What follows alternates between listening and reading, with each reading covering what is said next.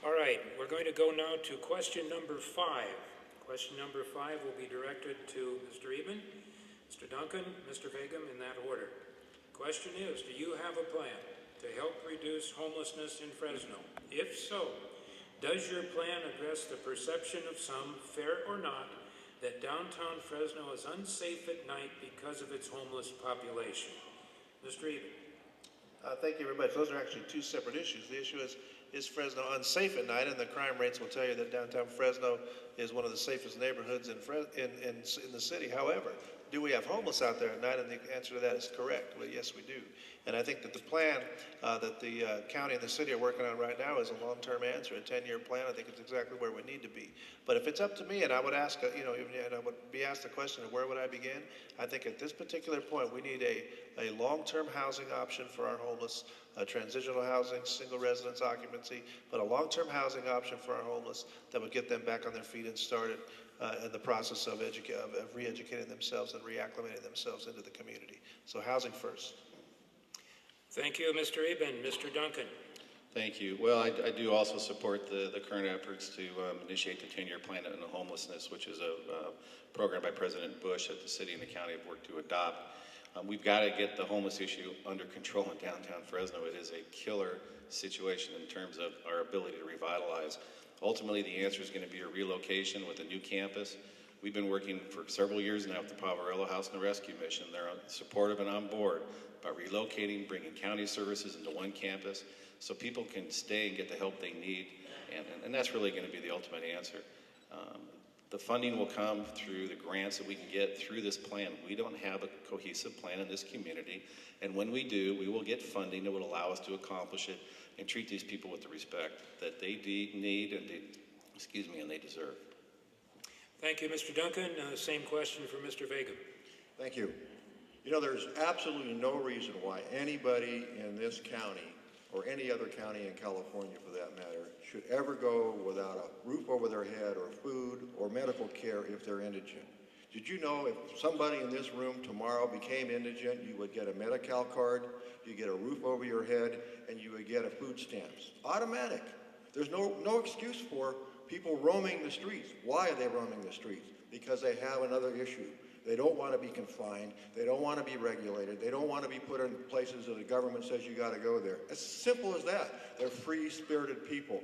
Most of them have mental health problems. One of the biggest problems we have in this county is that we've cut back and decimated our mental health money. Most of those folks could use those services. We've taken that money and put it in other areas. One of the things that we need to do to those folks is convince them that there are better places to be than the streets. You just can't throw them in shacks and say, be happy. It just doesn't work. Okay, thank you, Mr. Vagum. We're going to go now to question number 20. The question will be directed in this order to Mr. Garabay, Ms. Hunt, and Mr. Boyaji. How do you view assessment districts as vehicles for enhancing downtown services? Specifically, where do you stand on the formation of a downtown property-based business improvement district, a PBID? What would your role be, if any, in supporting, guiding, or forestalling the formation of assessment districts? A lot of detail in that question. You take it, Mr. Garabay. You know, I think we don't need a bridge. We're supposed to be working united because lots of important people, like in the public, they have bright ideas. If we get it together and put it in effect, not like in the next 10 years, you know, like right away, we can have better Fulton Mall in downtown of Fresno. That's my point of view. Thank you. Okay, same question for Barbara Hunt. My question is, we already have assessment district downtown. That's what I'm talking about. The special assessment district that these developers, 5 that we have, own downtown. What would I do? I would buy off of that debt because Proposition 13 said we're only supposed to have 1% tax money on any property.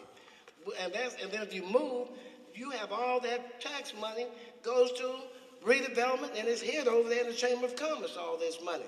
So what we got to do, I would have a talk with redevelopment, Chamber of Commerce, and these special interest people up here in City Hall, enterprise people, and I would get them all together and bring it back to the government. We are government, we're a charter city owned by the corporations, and we need to come back to the people. Thank you very much. Thank you, Ms. Hunt and Mr. Boyajian.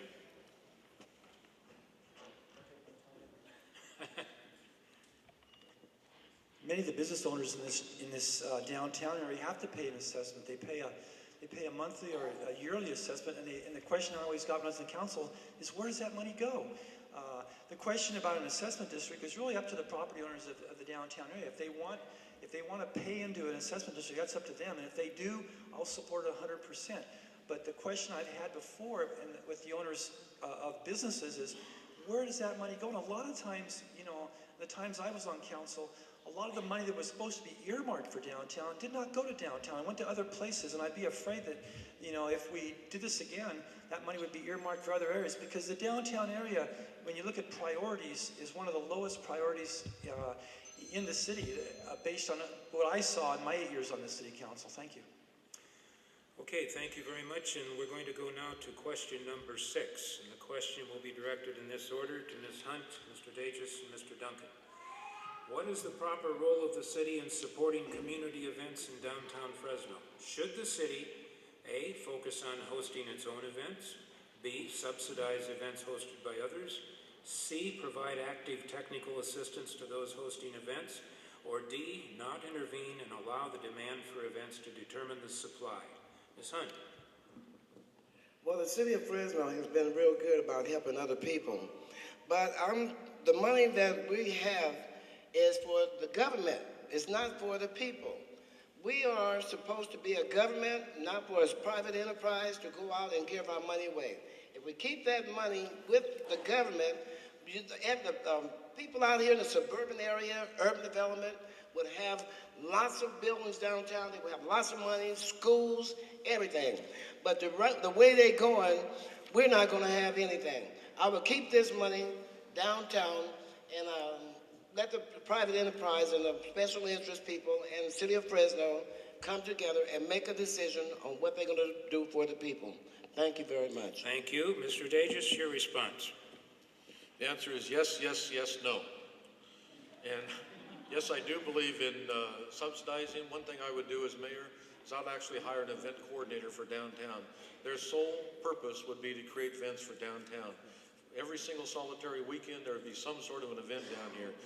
We're the only town that doesn't have a antique show downtown. We don't have a lot of arts and crafts. We don't have a lot of things going on. We need to do it, and we need to subsidize it. Once we subsidize it at the beginning, as time goes on, it'll create a support of its own. So whoever is in charge of it will be able to support itself.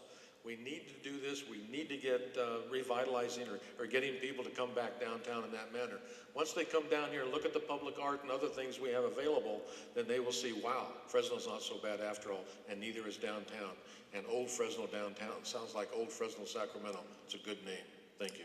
Thank you. Mr. Duncan, your response.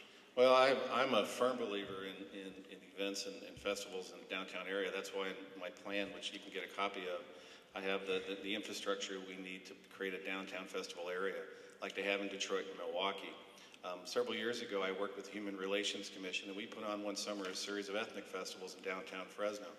They were fairly successful. We didn't get a huge crowds because they were brand new, but there was genuine interest. In terms of subsidizing those events, we were able very easily to get sponsors, and that's how you do these things.